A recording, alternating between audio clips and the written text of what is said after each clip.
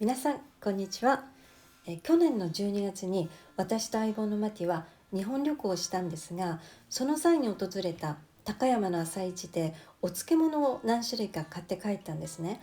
で、どれも本当に美味しかったんですけれども、その中でも私とマティがものすごく気に入ってしまったお漬物が一つありまして、でこの美味しさを島の人々にも紹介したいと思って、農家の方に井ノ口商店さんという農家さんなんですが連絡を取ったんですね。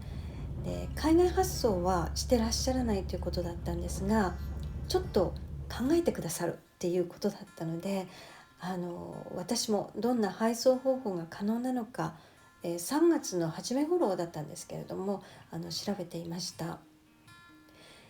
でこの配送方法についてなんですけれども、最大のネックはとにかく日本から遠すぎることなんですよね。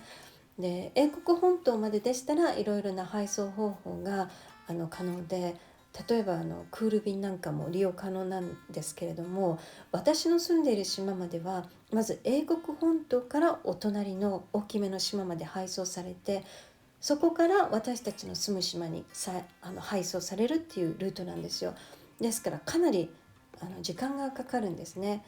で井ノ口商店さんとも情報交換とか意見交換などをいろいろさせていただいて、でついに6月の末に発送していただけるということになって、で7月の初めに無事に到着しました。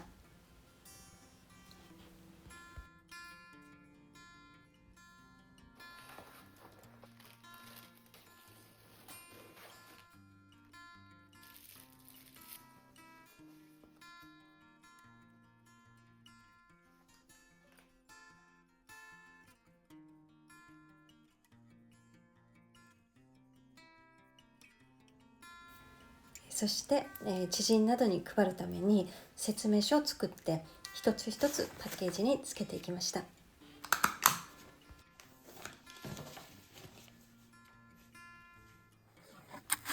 それではここからはゆず大根大好きなマティの感想と、その後にイギリスの家族の感想、そして最後にその他に食べてくださった方々の感想のまとめをお話ししたいと思います。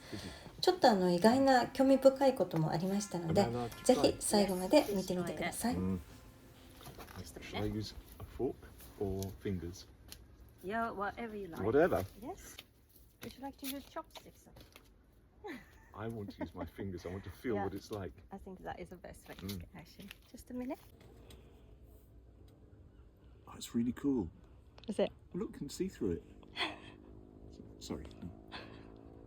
Mmm. Zesty. Mmm.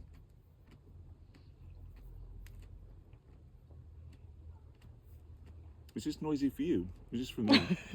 I can hear. Sorry. That is lovely. Now, I know because you've explained to me that daikon is a Japanese radish. It's totally unlike the British or Western radish. This is absolutely gorgeous. Really, really lovely. It's beautiful. It's so delicate and yet such a sort of fountain of flavour. It's citrus, it's crunchy, it's cool. It's really lovely texture in the mouth. And the dog next door is barking. He's not getting any. Do you have pickles like this in the UK? Or like similar to it? Not that I've tried. I think certainly some years ago, the British palate would be quite used to something like a Branston pickle, which is chopped various vegetables chopped up in quite a strong sauce, a brown sauce, which is lovely with cheese or cold meats and so on. But I haven't tried anything like this. Like that. Perhaps in some of the more sophisticated restaurants, but I don't think I've seen anything like it on supermarket shelves. Maybe in a specialised delicatessen. If you say this is a pickled vegetable, the way that it comes over on my palate is more So it's been marinated. Yeah. So it's actually been left in its yuzu with, I can see little bits of yuzu peel on that as well. Yeah. So marinated in that way allows the pickle to, or the daikon, to absorb the flavours in a more subtle way. Both those two English pickles, Branston and Piccalilli, very strong, very powerful. This is quite delicate, but it's got this real explosion of flavour, and yet it's very clean on the tongue, on the palate. This is really gorgeous. I haven't seen anything like this in the UK. And so. I haven't seen anybody like you in the UK either. We have been to Japan only just enough for me to get a not really a broad idea of the variety of Japanese foods, but to begin to educate my palate. Yeah. So, tasting this, I would be aware that if I'd had something very sweet beforehand, this might seem very sharp. If I'd had sort of coffee beforehand, this wouldn't go so well. So I think you need your palate to be ready for it. I think if you just pop this on a table in amongst friends and said, give this a try, what do you think? They wouldn't quite know what to expect. And I think in a way that's unfair on the daikon pickle, because it's not in the sort of environment that you'd expect to get that taste. But if you were having some rice balls, some sushi or whatever, I think this would be such a perfect thing to bring out, because then people would associate it very much with what their eyes are seeing that they could recognise. I think it would be a shame if people just tried it not knowing what it was, because then if it's unfamiliar, I think people have a question mark in their mind even before they start. But this is very light, isn't it? Yeah, but I think that's part of the British heritage in a sense. The meals used to be very heavy. It was always having meat, always having lots of potatoes and gravy and Yorkshire pudding and lots of vegetables and that sort of thing, and plates getting piled up. And of course you don't need that. But I think the hangover from that is that people, if they go abroad, they're not sure, they'll find something English to eat. And I think the Japanese diet is much more healthy, much more varied, and you have lots of perhaps smaller dishes with lots of different tastes in them. And I think that's a much better way to approach it. So I think it will be popular as long as it's in the right context for people to understand what it is and what to enjoy it with. Certainly white wine, and maybe not too heavy a white wine, because that would be sort of fighting with the. This is so curious. This is a delicate, finely sliced, not flimsy, but it's very finely sliced vegetable, and it's transformed with the yuzu juice and the sugars and vinegars, which I know are in that. So if you've got a really heavy white wine, it would overpower the palate. So I think a nice summery frascati of some sort, or a light Cabernet Sauvignon, Sauvignon Blanc, would be perfect with this. I don't know if people drink sake with it. Yeah, I think so. But certainly you could have yuzu juice alongside. I could see this on a table as a sort of introductory thing as well. If you've got friends coming around for dinner or for a drink at lunchtime, and you had some little snacks on the table, and olives, maybe stuffed olives and a few other Japanese delicacies with these, in this bowl of crushed ice, which I think you were suggesting before, it seems to enhance the flavour somehow, to keep these chilled. Yes. And then when they get onto the mouth and start to warm, suddenly there's that explosion of flavour. But they're also very crisp. Yeah.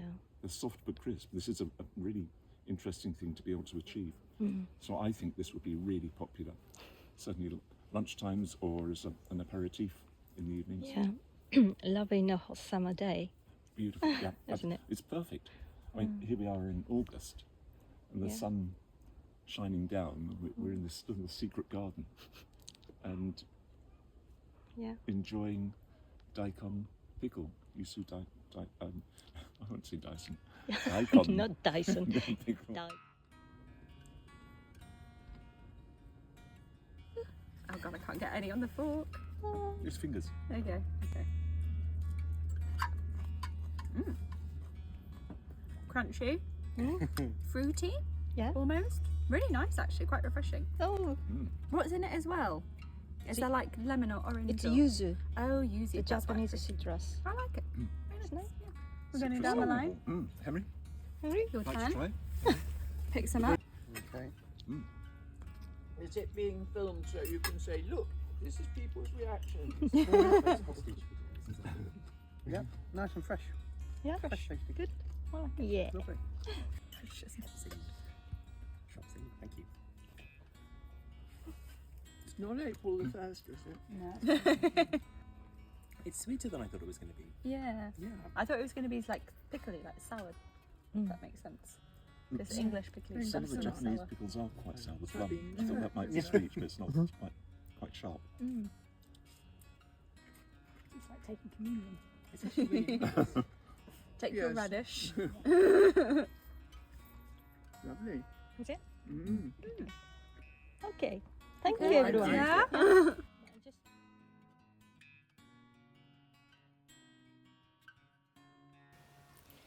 こんな感じの家族の反応だったんですけれども、その他にももっとたくさんの方々にも食べてもらったんですけれども、その人たちの感想はちょっと分かれたんですよ。割合からいくと3割ぐらいの人がすっごく美味しかった、もう大好き、あれば買いたいっていう感じで、5割ぐらいの人が美味しかったよ、で残りの2割ぐらいが思ったのと違うっていう感想だったんですよ。でこれは私にとってすごく意外な感想で、何が違ったんだろうって不思議に思ったんですね。で動画の初めの方でお見せしたんですけれども、お漬物の説明文で商品の名前をそのままゆず大根ピクルスにしたんですよ。日本人の感覚だと浅漬けでも普通のお漬物でも漬物は漬物じゃないですか。で英語で漬物はピクルスなので全く迷うことなくゆず大根ピクルスって英訳したんですね。でも思ってたのと違ったっていう感想を聞いて初めて、そうか、イギリス人はピクルスっていう言葉が入ってると酸っぱいパンチの効いた漬物だけを想像するんだなと改めて思い知らされました。ですからこの日本の浅漬けの場合はマリネードって説明した方が先入観を持たれないでいいかなとマテとも話していました。今回そうなんだっていうね、新しい発見がたくさんあって、日本語と英語の違いとかとっても興味深くて楽しい体験をしました。ということで今回の動画はこんな感じで終わりにしたいと思います。概要欄にお店の情報を載せておきますので、ぜひチェックしてみてください。ナチュラル、シンプルで農家さんが丹精込めて作られた美味しいお漬物で、私たちはこちらのお漬物が本当に大好きです。では、また次の動画でお会いしましょう。バイバイ。